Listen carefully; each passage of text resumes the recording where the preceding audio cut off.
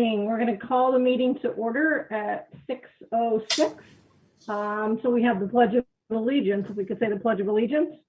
Pledge allegiance to the flag of the United States of America and to the republic for which it stands, one nation, under God, indivisible, with liberty and justice for all. At either end. So I will turn this over to Mrs. Morrison. Okay, we have to continue. Mike, can you do that? It says to continue. We got to push that. I don't see anything on, there's something on my, there we go. Thank you. Okay, we're going to start with the annual budget hearing. Thank you all for being here this evening. We will start. We're going to start with, oops, I have to back up here. Sorry about that. We gotta back up. Let's restart. We'll try one more time.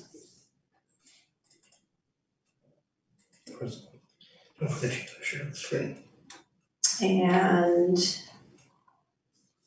right here. Great, share. There we go. We're going to share the screen. That's not. So, is there? Start. Share. And then present. We practiced today and it worked great, but let's try this. Okay, so we will start by thanking our Board of Education. In the photo here, the bottom left to right, we have Deanna Lothrop, the president, Mrs. Lynn Reichart, vice president, Mrs. Kathy Gardner.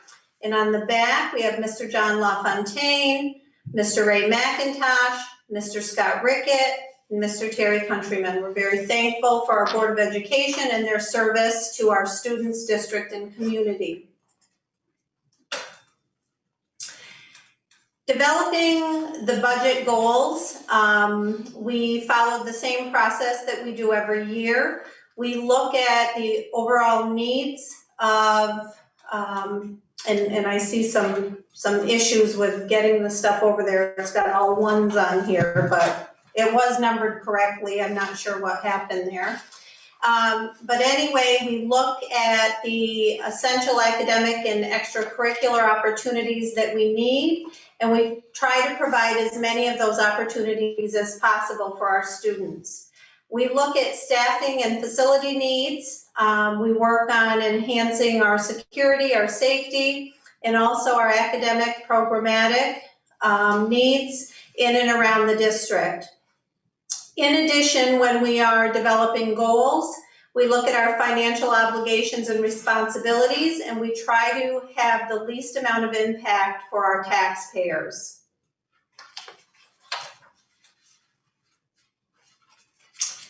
Our district profile didn't change much. We have 344 students. We have 31 staff members, total instructional staff. We have 3 other professional staff and 3 paraprofessionals. One thing we're very proud of here at Lyme is our attendance rate. We have a 97% attendance. Our graduation rate is very high. And if you look at our graduation rate compared to the rest of the state, which is 83%, we do a great job here in our little school. So we're very proud of that. Looking at our per pupil expenditures again, this depicts the data that comes from the state in regard to how much it costs us to educate our students compared to similar districts in and around the state and the overall state. So $21,855 is what it costs us, and the average in New York State is a bit higher. It's $25,845. Budget facts for the 2021 budget season. One thing that we looked at this year was how do we get all of the things we need for the school, for our students, and create the least amount of impact for our taxpayers. So one thing that the Board of Education decided to do was to utilize more funds from the fund balance or the savings account in order to keep the tax levy as level as possible. Comparatively, last year we utilized $150,000 from the fund balance. This year we're utilizing $407,215. When we look at the increase in that tax levy, the increase is 1.74%. So the district is once again staying within the allowable tax cap. If you are a homeowner with a property that is worth $100,000, that means your taxes will increase approximately $18. It's a little under that, but we estimated a little high there. The proposed 2021 spending plan is $8.6 million, and it's an overall increase of 4.73%, which is up a bit. Those increases are for required student services, general operating costs, and the two big things that are additions, it's the purchase of a bus and allocations for updating the playground. And I'll talk a little bit about those two things at a later slide. So some of the things that we've done this year, we've added some new and enhanced course offerings and services for our students during the 1920 school year. Those are things that will continue on into the next school year, the 2021.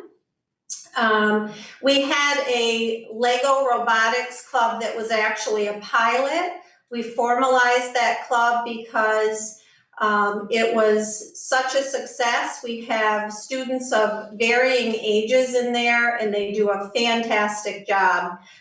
If you'll recall, we have had some of our students come in and do demonstrations at the board meetings. We're so very proud of our students and everything they're accomplishing in there. We've also added French 1 and French 2 as online courses. That was really exciting for many of our students, so we hope to continue with that in the future. We offer some JCC courses. We have our health education now, full-time with a certified teacher, pre-K through 12. That's been well received, and in this climate, with the health needs, health and wellness considerations, and really the focus of our long-range plan, this was a priority in that plan. So we're very proud to be able to offer health education in our district again. Another addition was a conditioning elective for physical education credit. Again, we have a dramatic need for improving fitness for our students, and so that has been a focus. We upgraded the district's fitness room. That was done in May of last year, but we have had a great increase in participation. Our teachers have been using the fitness room. The teachers have been using it with students. And I'm so pleased that we have so many community members using this facility on a regular basis. It's very well received, and it's been used a great deal. I think one of the most exciting services, I'll call it a service, that we have offered was last year we applied for a grant, a CEP grant, which would permit us to provide free breakfast and lunch for all students in the district. That has been very well received, much needed. The board was very interested in seeing that we apply for this, and it paid off. So we have been providing free breakfast and lunch for all of our students for the school year. We hope to continue that into the next school year. I think it's important to note that since this pandemic has started, we have continued serving meals for our students.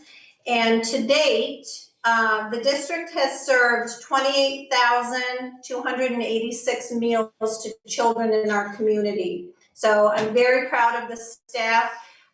When you consider that most weeks we have anywhere from 5 to 7 individuals packing meals, and then we have 3 bus drivers and usually 2 staff members who volunteer going out delivering those meals. And on Fridays, those meals go out every Friday for the week. And then we also have anywhere from 100 to 130 families that come to the district, and I hand those meals out to the families at the Welcome Center. So that's been very successful. Another service that we have added last year is our Healthy Kids After School Childcare Program. And in the future, we're hoping that we will be able to open a service before school as well for our families that need to get to work and need that childcare. Our facility and equipment improvements, there have been quite a few. We started looking at the paving needs last year. As I've shared before, we had concerns about especially some of our elderly visitors and our elderly community members who would visit the school to attend and support our students when they are playing various sports. So we partnered with the town in order to provide paving and sealing of our parking lots. And as I hope everyone recognizes, just like we take care of our homes, it's our responsibility to make sure that we're taking care of the district for the community as well. Again, we updated the fitness center.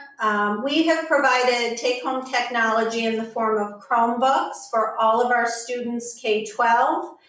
And it should be noted that because this pandemic has created some gaps perhaps in instruction and the way instruction is being presented, those Chromebooks are going to remain home with the children and their families throughout the summer so that those instructional approaches may continue. We have many programs that our families and our children take advantage of, and we want to make sure that they have an opportunity to continue that throughout the summer. We have improved our soccer, baseball, and softball fields. There certainly is more that we want to do. Dugouts are being built for the baseball and softball fields. We've done grass seeding. There has been ready dirt added, and they have also put new bases in. So we've done some substantial improvements to those areas. In the area of technology, many of our teachers are utilizing smart TVs, and we have used grant funds to purchase technology for our math department, our UPK, and our health department. And we are currently looking at finalizing some orders, again, using grant money that will have all of our teachers in grades 3 through 5 also with smart technology. Cost-saving measures that have continued and will continue into the next school year. Again, offering the free breakfast and lunch, that is a CEP grant. And ironically, the more of our students that participate in this, the better it is for the district. There are reimbursement dollars that come back. And so we encourage our families to take advantage of this wonderful program and have their children eat both breakfast and lunch at school. We still continue our transportation share, the cafeteria manager share, which is a BOCES service, and many of the other items you see on your screen. We utilize grant funds anytime we can. And again, the more students that are identified under that free and reduced category, the better it is for the school district to qualify for grant funding. So it really does help the district a great deal. Our three-part budget summary is here. So comparatively, if we're looking at the 1920 to the 2021 budget, our program budget for 2021 is $6.1 million.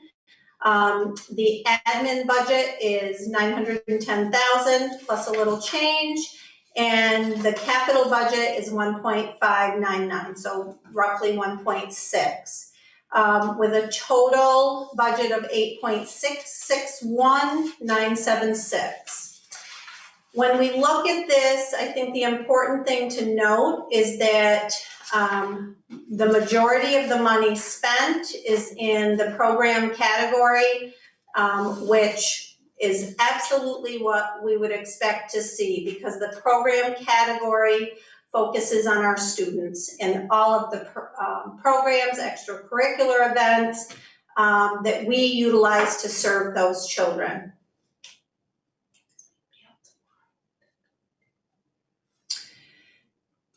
The revenue, looking at the revenue right now, the total state aid that we expect is $3.9 million.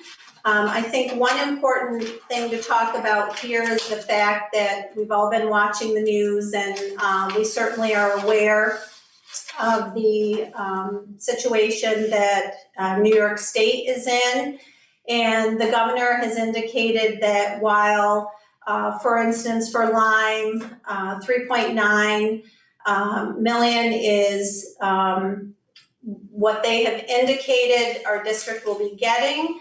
The reality is we are expecting cuts throughout the 2021 school year, and those cuts will range anywhere from 20% to 50% according to the governor. So it's unfortunate that we create a budget, and then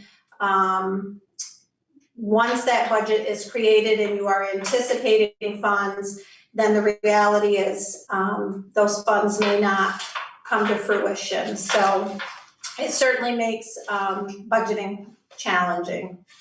Other revenue sources, this is in the form of grant monies and such, is $141,800. Fund balance usage during this budget cycle, as I mentioned earlier, we are going to utilize fund balance or savings from the district of $407,215. And the local tax levy is $4.2 million. One thing to mention with that, again, that's up approximately $72,000. Or that would equal the 1.74% increase.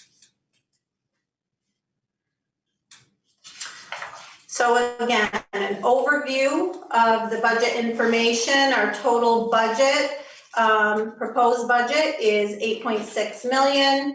The district is applying 407,215 to the tax levy. The estimated tax levy increase is 1.74%, or 71,978.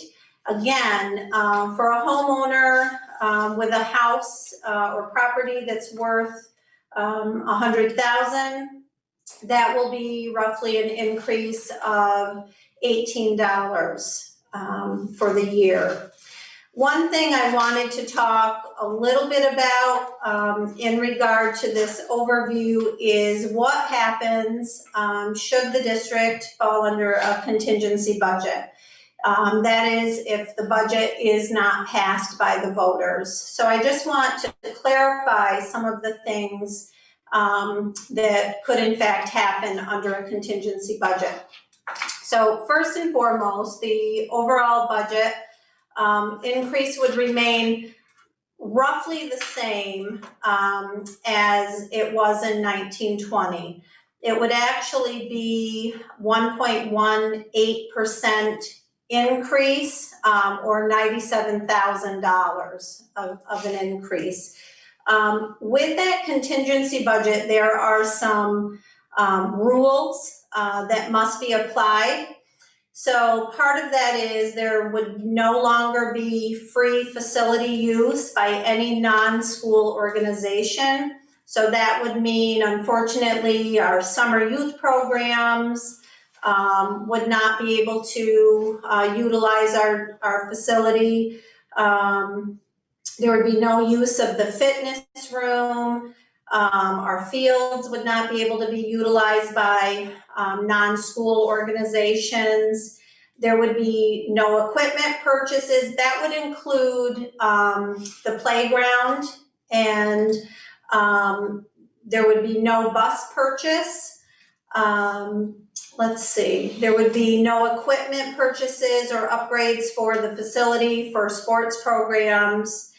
And these are all regulation from New York State and the comptroller. So this is not something that we certainly would want to do.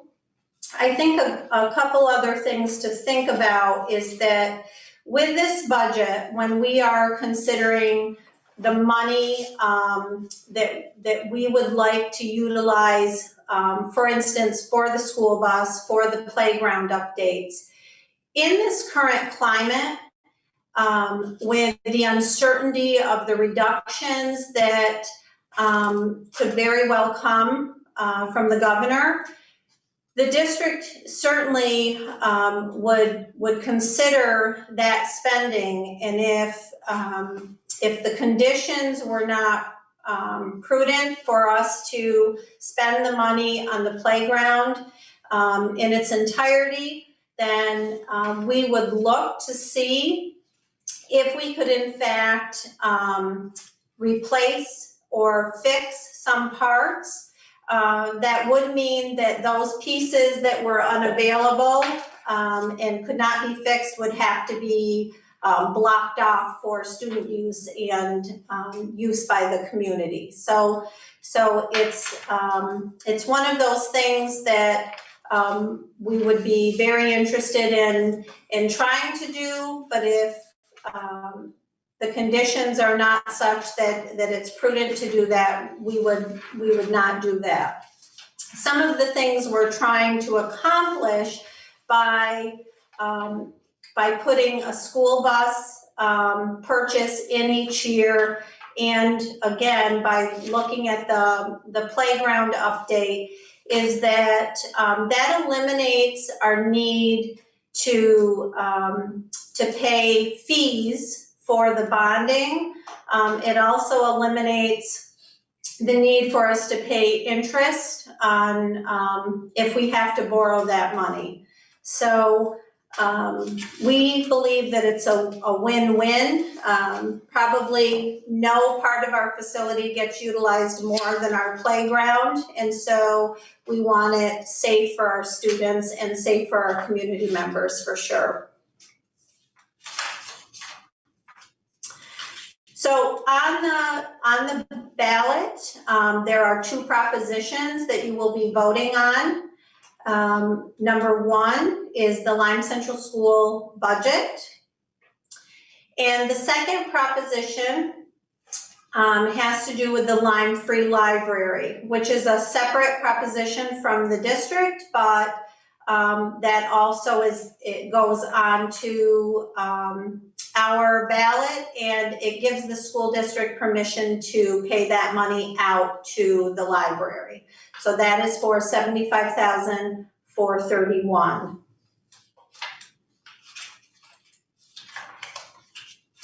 This year, we have one person running for the board. We have one open seat, that is position number 4. And we have Mr. John LaFontaine, incumbent John LaFontaine, running for a 5-year term. Mr. LaFontaine filled a 1-year opening and now is running unopposed for this position. And that brings us to the end of this presentation.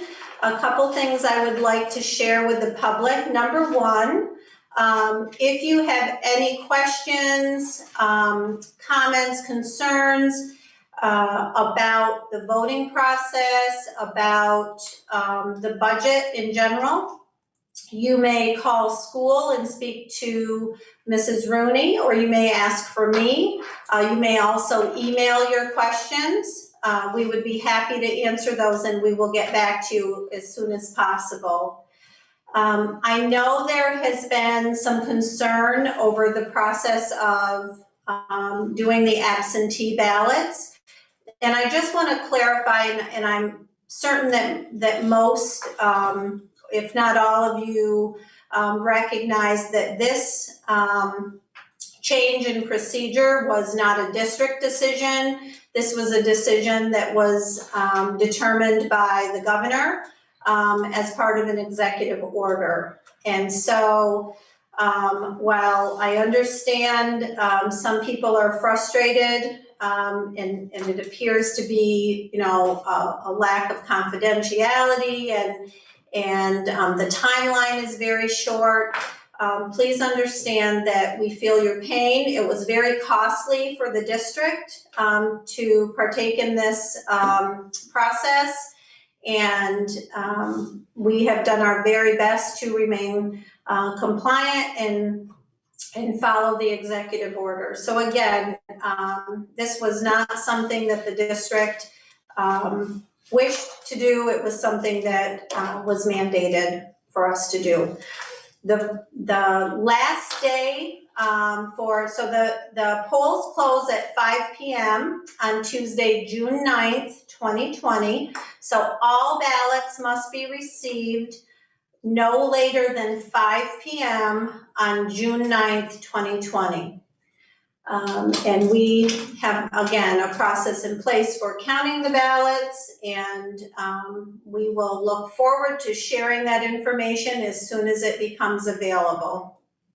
Thank you very much, and again, please contact us with any questions. Okay.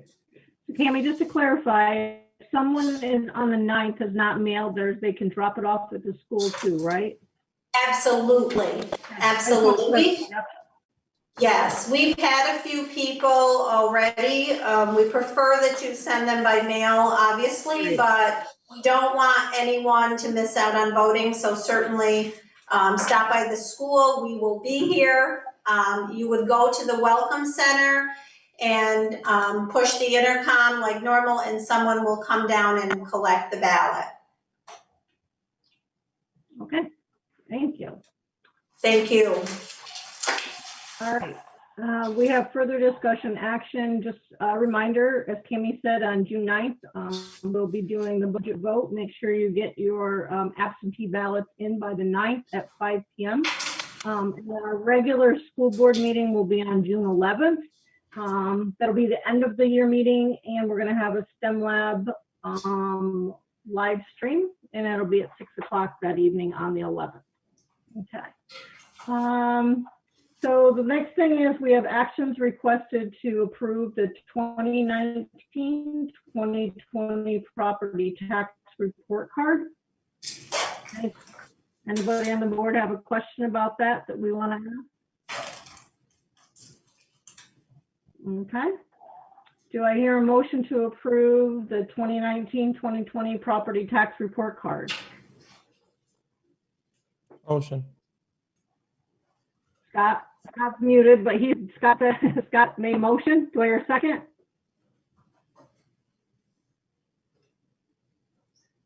Second. Anybody second? Okay, thanks, John.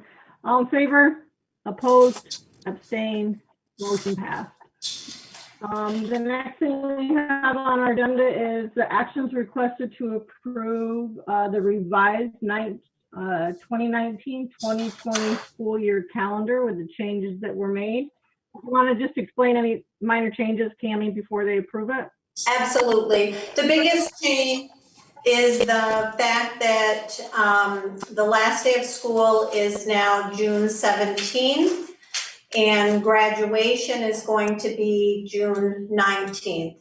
When the governor in his executive order mandated that teachers provide instruction during the April holiday and Good Friday, that contractually added days to the calendar.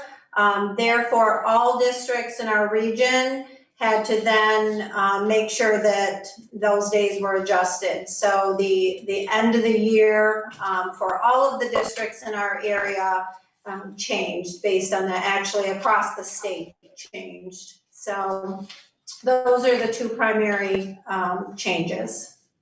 Okay, great. So do I hear a motion to approve the new revised calendar for the rest of this year? I'll motion. Kathy, do I hear a second? Second. Second, Scott. All in favor? Opposed? Abstained? Motion passed. And I would highly encourage everybody in the community to come out and support our seniors on the 19th. There's going to be a parade in town. There's some stuff on Facebook. 5:45, they're going to be at the fire hall, and they will be coming down the street. So, you know, with social distancing, we encourage everybody to please be out to support our seniors this year on the 19th at 5:45. It'll be a great night. So thanks. If there's no other further business to discuss, I will look for a motion to request to adjourn the regular meeting this evening. Motion, Kathy. Kathy makes a motion. Scott second. All in favor? Opposed? Abstained? Motion passed. Thank you very much for everybody who attended this evening. We appreciate your support for the school. Thank you all. Thanks. Bye-bye. Bye, everybody.